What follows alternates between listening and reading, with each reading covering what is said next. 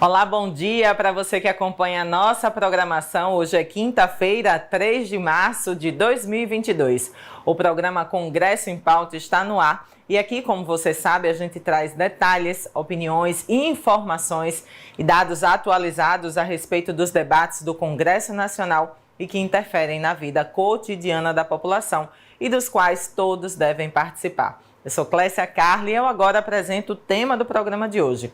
O projeto de lei 2630 de 2020, que institui a Lei Brasileira de Liberdade, Responsabilidade e Transparência na Internet, mais conhecido como Lei das Fake News.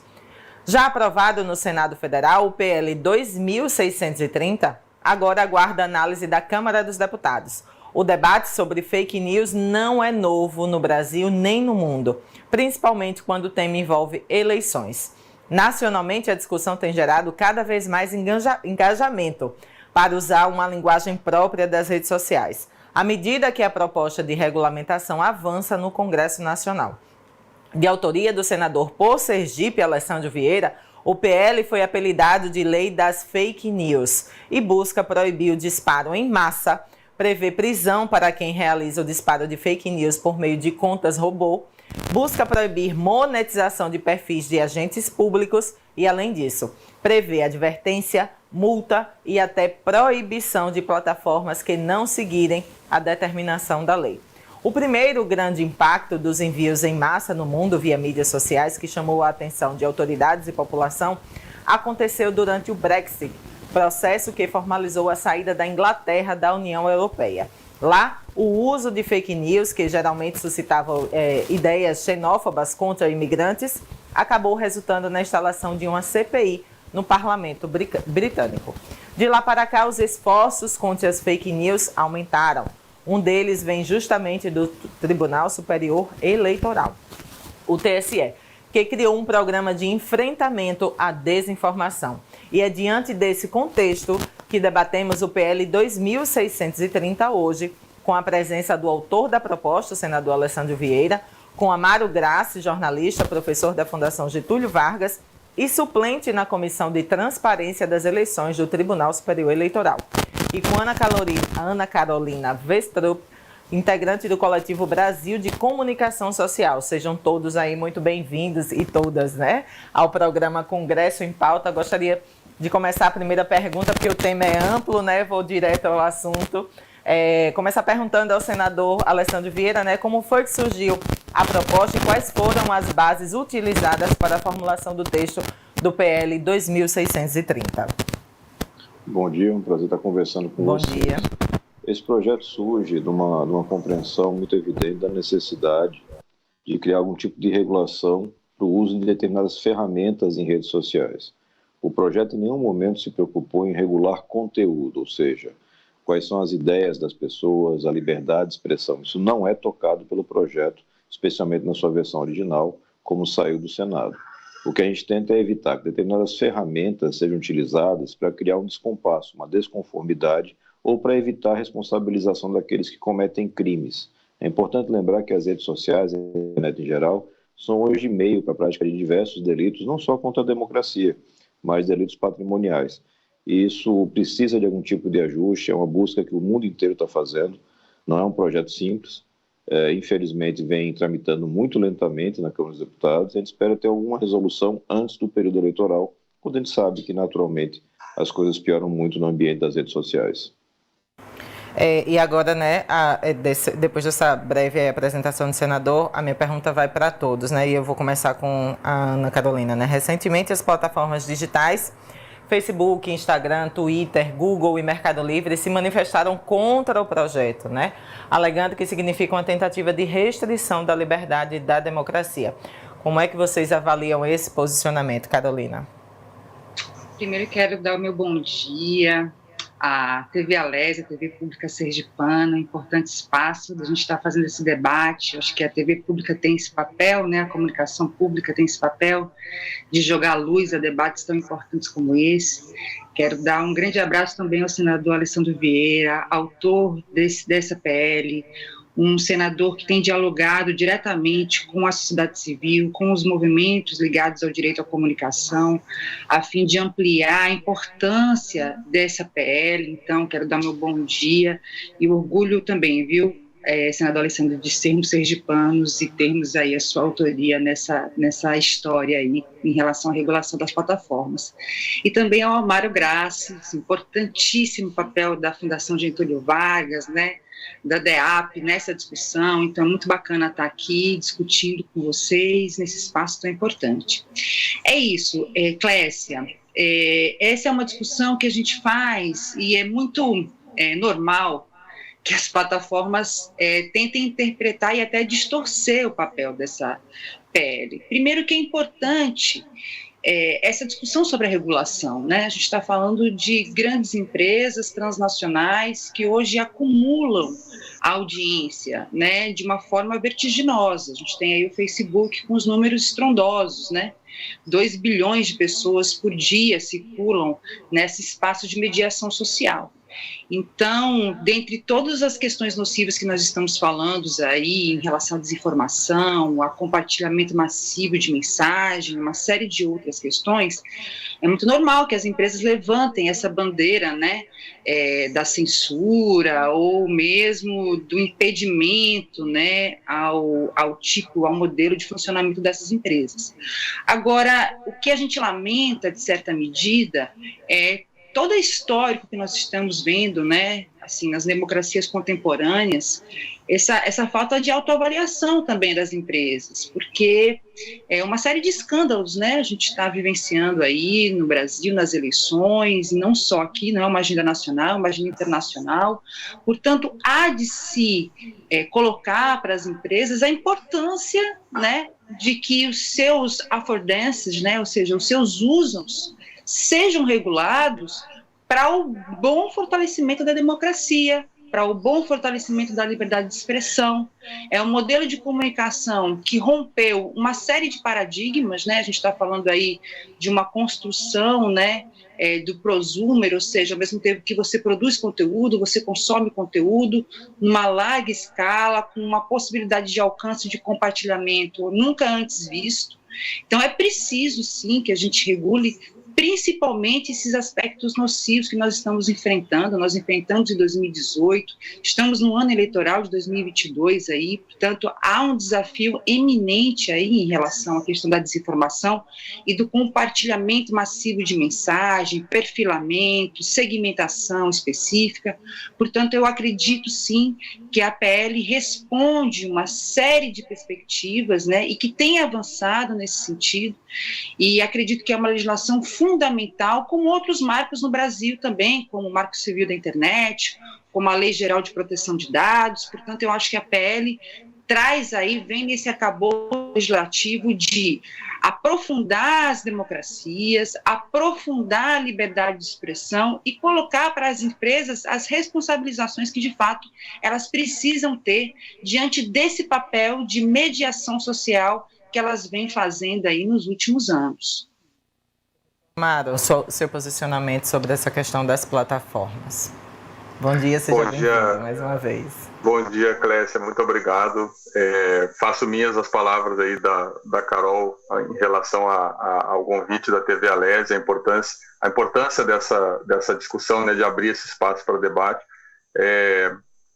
Parabenizo aqui, né, ao vivo o senador Alessandro Vieira por essa iniciativa, né, e também pela condução que o PL teve no Senado, vem tendo na Câmara também, né, é um ponto que eu destacava aqui, inclusive com a Carol, antes do início da nossa conversa, o quanto tem sido importante essa abertura, né, dos parlamentares, do Congresso, as contribuições da sociedade civil, e eu entendo, eu tenho uma visão aí muito próxima do que a Carol compartilhou conosco, a respeito do avanço que o projeto vem tendo, e que eu reputo justamente muito, né, em função dessa abertura realmente, desse convite ao debate, da transparência da discussão que vem sendo feita pelo Congresso, tanto no Senado quanto na Câmara, e esperamos também que esse projeto consiga avançar com mais celeridade, sobretudo nesse ano eleitoral em que alguns desafios estão claramente colocados. Sobre a sua pergunta especificamente, Clécia, eu também volto a reafirmar, né, que eu tenho uma perspectiva muito convergente com o que a Carol trouxe inicialmente. Eu acredito que é normal, é natural que as plataformas questionem, né, em alguma medida, instrumentos que a lei vai prever, porque hoje o que a gente tem é um cenário, na verdade, de liberdade quase total para essas plataformas, o que é muito problemático, não é? Tanto para a sociedade de maneira geral, para os usuários, para o ambiente digital, né, que passa a ter, que fica, na verdade, sujeito ao crescimento, né, à proliferação de práticas que vão minando a própria confiança da sociedade nessas plataformas. Então, no limite, inclusive, do interesse dessas plataformas que alguma regulação seja estabelecida, não é? Então eu acho positivo, na verdade, que esse posicionamento venha à tona. É sempre bom que esse debate de ideias seja feito à luz do dia, né? Então um posicionamento formal, oficial dessas plataformas é alguma coisa a se louvar, né? A gente tem que observar com atenção realmente os pontos que essas plataformas trazem na sua manifestação pública, que são legítimos, são importantes, mas eu entendo que é natural que ao final desse processo, em alguma medida, isso contrarie parte, não é, digamos, do posicionamento dessas plataformas, e entendo que é assim que precisa ser, porque essa, como o senador colocou perfeitamente na sua intervenção inicial, essa lei, a regulação, ela é, na verdade, um desafio de criação de alguns instrumentos, sejam eles para a justiça, né, instrumentos jurídicos, judiciais, que possam coibir práticas de desinformação, disparo em massa e práticas ilegítimas desse tipo, né, e, por outro lado, que consiga preservar direitos dos usuários, sejam eles como direito à privacidade, ou seja como direitos de consumidor, não é? Que, como o senador colocou, hoje em dia, de diversas atividades, algumas delas podem ser delituosas, né? Mas diversas atividades econômicas, sociais, passam pelo ambiente digital, e isso é uma necessidade hoje, não só no Brasil, mas no mundo inteiro. E eu acredito, por fim, que esse projeto de lei, que vem na sequência de alguns outros, como a Carol mencionou, né? A gente teve o Marco Civil, que virou uma referência internacional, a gente teve a Lei Geral de Proteção de Dados.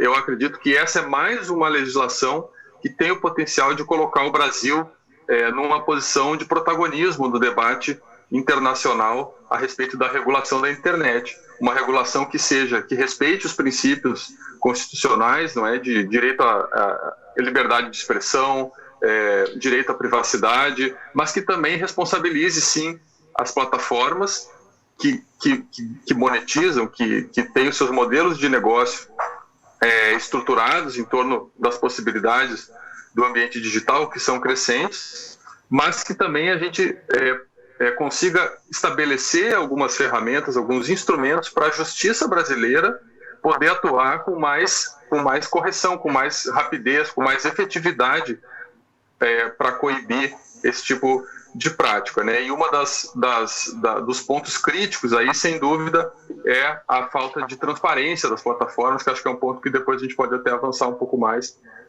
mas, em resumo, eu acredito que seja bastante natural e até esperado essa reação das plataformas, né? Senador. É um avanço de discussão, é uma constatação de que as empresas, ao longo dos anos, acumularam não só um número estrondoso de seguidores, de usuários e de recursos, né, ganhos de lucro, mas também de responsabilidades, né? Você não pode ter o volume de informação que é passado pelas redes sem nenhum tipo de responsabilização da empresa. Então, o Marco Civil, que o professor referiu, ele colocou essa responsabilidade no produtor de conteúdo e não na empresa. Só que hoje nós temos plena consciência de que o algoritmo, as regras de negócio das plataformas viabilizam mais ou menos acesso conforme aquilo ali seja mais interessante para a empresa. Então existe sim uma responsabilidade a se fazer, essas empresas já fazem um controle muito grande mas ele não é transparente. Então, o que nós precisamos, com muita clareza, é de regras. Você não pode jogar no colo do judiciário a obrigação de inventar normas na ausência de atuação do legislativo. É o que está acontecendo agora. A gente está discutindo a possibilidade, por exemplo, de interromper a prestação de serviço do Telegram, que é aquele serviço de base russa que concorre com o WhatsApp, que não se submete a regras, não tem transparência nenhuma. Só muito recentemente, na última semana, a gente teve um cumprimento de decisão judicial, seguindo uma esteira também global após decisões na Alemanha. Mas é insuficiente, eu não posso ter nada que funcione nessa escala num país democrático que não se submeta às leis locais e à justiça local. Então a gente tem que avançar um pouco mais. É natural, as empresas ganham dinheiro demais com baixa responsabilidade, elas muitas vezes potencializam radicalização para fins financeiros, porque eles têm ganho com engajamento, as pessoas interagem mais com conteúdos agressivos, de grande radicalismo, tudo isso já está mapeado. Nós temos investigações em andamento no mundo inteiro, particularmente uma importante no Congresso americano, com denúncia de ex-funcionários. Então, enfrentar essa questão é urgente. E é natural, quando você enfrenta uma máquina com esse poderio, que você vai ter resistência. Quando a gente começou com esse processo em 2019, eu acho que não se falava tanto em cancelamento, mas eu quase passei por porque o que eu apanhei não foi brincadeira, e apanhei de grupos mais radicais, mas muito das empresas. A gente chegou ao ponto de ter vídeo institucional de empresa online com conteúdo falso, distorcendo aquilo que tinha previsto no projeto de lei, distorcendo o que era o objetivo do Congresso. Então a gente tem que driblar essas armadilhas e chegar a um resultado final que interesse a população. O direito de se expressar, o direito a uma internet mais equilibrada, mais justa para todos, mas com todo mundo submetido à mesma lei e todo mundo responsável pelo seu conteúdo. É isso que a nossa Constituição fala. É livre a expressão, mas é vedado o anonimato. Não posso ter artifícios que tanto potencializem agressões como dificultem a responsabilização de quem eventualmente comete crime. Acho que a gente está caminhando bem e espero que o relatório do deputado Orlando Silva seja votado, mesmo que com alterações que eventualmente não sejam de acordo com aquilo que a gente pensa, mas que o projeto avance e a gente possa entregar para a população algum tipo de regramento eficiente que possa melhorar o ambiente de trabalho e de relacionamento da internet. Senador, em relação ao processo eleitoral, o PL 2630 cita diretamente perfis de agentes públicos e busca proibir a monetização através deles, né? Gostaria da avaliação do senhor e de todos, né, sobre esse ponto, especificamente que tipo de prática esse item coíbe, né? Para deixar claro aí para a população de uma forma geral. Você não tem como dissociar. Vou dar um exemplo concreto. Eu tenho mais de 200 mil seguidores no Twitter. E alguma coisa como 120, 130 mil no Instagram. As plataformas me oferecem o tempo inteiro mecanismos de monetização, ou seja, como ganhar dinheiro com esse público. Só que você não tem como separar a minha atividade pública como representante popular eleito do que seria um interesse privado para promover uma marca, promover algum interesse. Então, eu não posso ter monetização daquelas pessoas que têm perfis públicos. Eu tenho esse acesso, eu tenho esse grupo de seguidores por conta da atividade política. Não misturar é muito importante. E da mesma forma, tem que ter um cuidado com a monetização do radicalismo. A gente já tem várias decisões judiciais nesse sentido, dentro e fora do Brasil, e é um ponto a se caminhar para que as pessoas compreendam. Aquele site, aquele canal de YouTube, por exemplo, que tem conteúdo ultra radical, ele não é meramente ideológico, ele muitas vezes é uma ferramenta para ganhar dinheiro, e muito dinheiro, porque gera engajamento, e cima do engajamento gera recursos.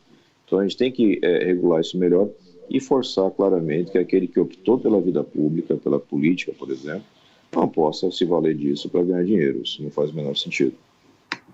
Amaro, no que se refere a esse item aí do PL, né? E qual tem sido também a perspectiva da ação da Comissão de Transparência das Eleições do TSE?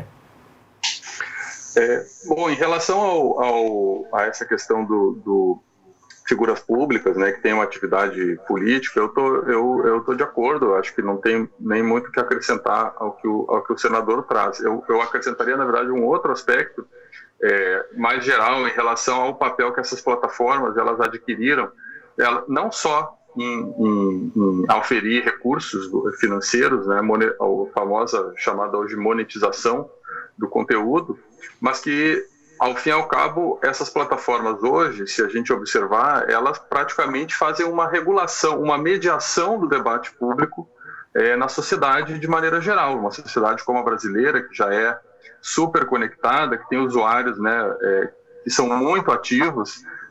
Se a gente tem todo esse processo de produção, circulação, disseminação de conteúdos mediados por algoritmos, né, por critérios sobre os quais não se tem nenhuma transparência, né? Então, assim, a gente não sabe, não faz a menor ideia de quais são os direcionamentos que esses algoritmos fazem. A gente suspeita, tem alguns estudos que mostram, né, como o senador menciona sobre a questão do radicalismo, conteúdos que estimulam polarização, que geram mais engajamento, são favorecidos por esses algoritmos. Então, no final, estamos todos aí sujeitos a um debate público, a ter contato com conteúdos que tem, na verdade, um propósito, né, de monetização, de aumento de engajamento, de aumento de compartilhamento, enfim, o que for, toda a atividade no ambiente digital. E isso é muito problemático, não é? O debate público ele não pode estar sujeito a um filtro definido por empresas de uma maneira totalmente opaca, sem nenhuma transparência. Empresas, muitas vezes, a maior parte delas, né, sediadas fora do Brasil, o que é um ponto delicado também, embora a gente tenha que entender digamos, a característica, né, desse ambiente, assim, dessas grandes empresas, que estão, né, tem uma atuação global, então é preciso lidar com esse fato, mas trazendo para o Brasil, para o Estado brasileiro, para a justiça brasileira, instrumentos para coibir esse tipo de excesso, de abuso desse direito, dessa atividade, né, desse negócio, quando a gente está falando nesse aspecto de um negócio, uma atividade econômica que gera muito recurso, mas tem um efeito, um impacto, né, no debate público e na democracia, que é muito grande. Em relação ao seu segundo ponto, Clécia, da Comissão de Transparência, é um ponto um pouco diferente, né, porque eu entendo que é um espaço muito voltado para as eleições, que crescentemente esse ano será, né, um aspecto fundamental e central aí da discussão. Eu entendo que essa comissão ela tem também alguns méritos muito grandes, né, de abrir por parte da Justiça Eleitoral esse espaço de interlocução com a sociedade civil.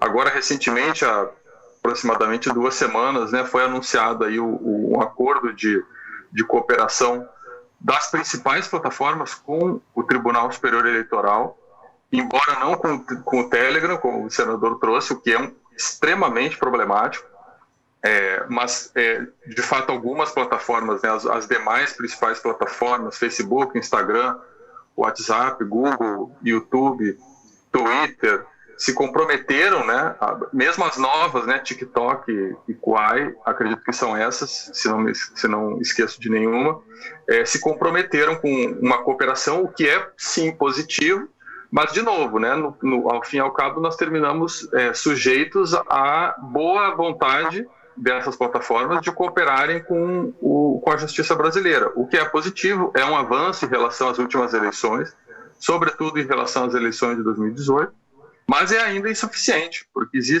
é necessário que a justiça tenha instrumentos para fazer valer a legislação brasileira, né? E hoje existem diversos, digamos, pontos aí inacessíveis à justiça, né? A justiça sem instrumentos para atuar nessa frente. Então, acredito que a comissão é um espaço, uma iniciativa positiva, porém ainda insuficiente nesse sentido. Carolina? Olha, Clécia, eu acho que tem 2 pontos na PL que me parecem ser fundamentais. Eu acho que responde um pouco sua pergunta. O primeiro ponto é a perspectiva da transparência mesmo. Eu acho que é muito acertada a redação da PL, numa perspectiva de exigir das plataformas uma transparência do seu modelo de funcionamento. A gente está lidando com um grande espaço de mediação social, né? Um espaço sociotécnico, né? Você tem a tecnologia, mas você tem pessoas, você tem empresas atuando dentro dessa estrutura. Portanto, é fundamental que a gente evidencie qual o modelo de funcionamento dessas plataformas que, de fato, mediam sobremaneira o debate público, principalmente no Brasil, em que os números, né, de acesso à internet, sobretudo de acesso às redes sociais, só aumentam, né? A gente teve a TIC Domicílios, agora publicada em 2021, que aponta, embora a gente tenha uma exclusão digital, né, quando a gente vai analisar a geografia brasileira e os Brasis, né, que nós temos, mas você tem aí um aumento significativo de 86% da população brasileira já com acesso à internet. As pesquisas recorrentes apontam o Brasil como um dos principais países no uso das redes sociais, com o brasileiro atuando aí nas redes sociais com mais de 5 horas, né, de consumo e de produção de conteúdo. Portanto, a gente está falando de um cenário de uma hiperconectividade, como o Amaro comentou mesmo. Então, a PL me parece que atinge em cheio a discussão sobre a transparência. Então, quando o dispositivo obriga as redes sociais, né, a apresentarem relatórios semestrais de transparência, são com conjunto de informação, com critérios utilizados de moderação de conteúdo, porque é uma falácia, né, dizer que não há moderação de conteúdo das plataformas. As plataformas já estão fazendo essa moderação, faz parte do modelo de funcionamento das plataformas, inclusive com o uso de algoritmos, né, e a sistematização e coleta de dados. Portanto, é preciso a gente compreender como isso se dá no nosso cotidiano. E uma outra perspectiva, Clécia, que eu acho que é fundamental na PL, eu acho que traz elementos importantíssimos, sobretudo nessa discussão de como o Poder Judiciário pode atuar e de que forma a gente traz elementos do ponto de vista de um arcabouço legislativo que dê segurança, né, jurídica para implementar qualquer tipo de investigação, é a perspectiva do enfrentamento a ilícitos praticados nas plataformas. Eu acho que a PL também traz esse caminho super importante, para além da perspectiva da transparência, dessa especificidade em relação aos agentes públicos, mas me parece que o PL fortalece a eficiência no combate a ilícitos praticados nas redes sociais, ao exigir que as empresas abarcadas na lei indiquem representantes legais no país. Essa é uma discussão super importante, né? Porque como essas empresas são transnacionais, a gente está falando, por exemplo, do grupo Alphabet, né? Que detém o Google, o YouTube, a gente está falando da empresa Meta, que tem o Facebook, o WhatsApp. Portanto, são grandes conglomerados, né, de tecnologia que funcionam em níveis internacionais. Então, quando você tem uma legislação nacional que exige que as empresas abarcadas nessa lei identifiquem quais são as suas representações aqui no país, ou de que forma, né, esse texto, essa responsabilização pode se dar no âmbito da justiça brasileira, é fundamental. Então, me parecem esses dois pontos, para além do que a gente está discutindo, em relação à questão dos agentes públicos, os mecanismos de transparência e as possibilidades de investigação e enfrentamento a ilícitos praticados nas plataformas. A gente vai falar de desinformação, né, o conhecido fake news, a gente vai falar da disseminação massiva de mensagens, dos comportamentos inautênticos, né. Então, me parecem esses dois pontos, Clécia, se a gente pudesse aí jogar luz, me parecem ser dois caminhos fundamentais para a gente pensar como regular o uso das plataformas, como as plataformas podem atuar e de que forma o judiciário brasileiro pode ter uma segurança jurídica a ponto de cobrar essa responsabilização dessas empresas. Eu acho que esses dois pontos, se eu pudesse jogar luz, seriam dois pontos fundamentais para a gente pensar a importância da PL da fake news. Importante mesmo e fundamental. A produção me informou que eu só tenho aí 1 minuto para o programa, para um tema aí tão amplo para a gente discutir. Eu queria deixar esse tempinho aí final para as considerações de vocês aqui no Congresso em Pauta. Senador. Agradecer pelo espaço, pela oportunidade de debate. É muito importante que as pessoas compreendam a relevância do que a gente está fazendo. Seja do ponto de vista de proteção, seja do ponto de vista de educação, que é uma aba que a gente tem muito importante na questão digital e que é muito pouco cuidada. As pessoas precisam aprender a lidar com esse ambiente. Faz parte da nossa realidade, a gente queira ou não. A gente precisa avançar nisso. E o projeto caminha nesse sentido também, colabora, acho que é muito válido. Então, agradecer a todos, desejar aí um bom restinho de semana e muita saúde para vocês. Obrigada. Professor Amaro. Obrigado, Clécia. Agradeço mais uma vez o convite, né, e a abertura desse espaço para discutir. Eu gostaria, acredito que o senador e a minha colega Carol também concordariam com isso, que houvesse mais espaço para debate desse tipo no debate brasileiro, né, que essa informação chegue mais às pessoas, porque é um debate que vai ter um impacto direto sobre o que as pessoas recebem no seu celular, né? Assim, então, realmente, é de uma importância enorme, fundamental, num momento crítico, né? A gente tem as eleições aí daqui a 6 meses, praticamente, né? Ou seja, depois de amanhã. Então, acredito que o debate foi muito proveitoso. Claro que teríamos aqui muitos pontos para debater, mas parabenizo mais uma vez o senador pela iniciativa lá atrás de apresentar esse projeto e espero realmente que o PL avance o mais rápido possível para termos aí no segundo semestre uma legislação já mais atualizada. Tenho certeza que muito, muito avançada, né, em termos de uma regulação do ambiente digital que contemple esses diversos necessidades, direitos e deveres aí de usuários, plataformas, justiça brasileira, enfim, né, todos os lados presentes. Então, agradeço ao senador, agradeço a Carol, foi um prazer estar aqui com vocês. E a gente, só uma abertura, a gente se compromete, né, assim que o PL for discutido lá na Câmara dos Deputados, da gente voltar aqui, né, falar dos pontos, explicar como é que vai funcionar direitinho, porque eu acho que esse é um serviço que a gente presta esclarecendo à sociedade a importância de uma lei que mexe realmente com toda a população. Carolina?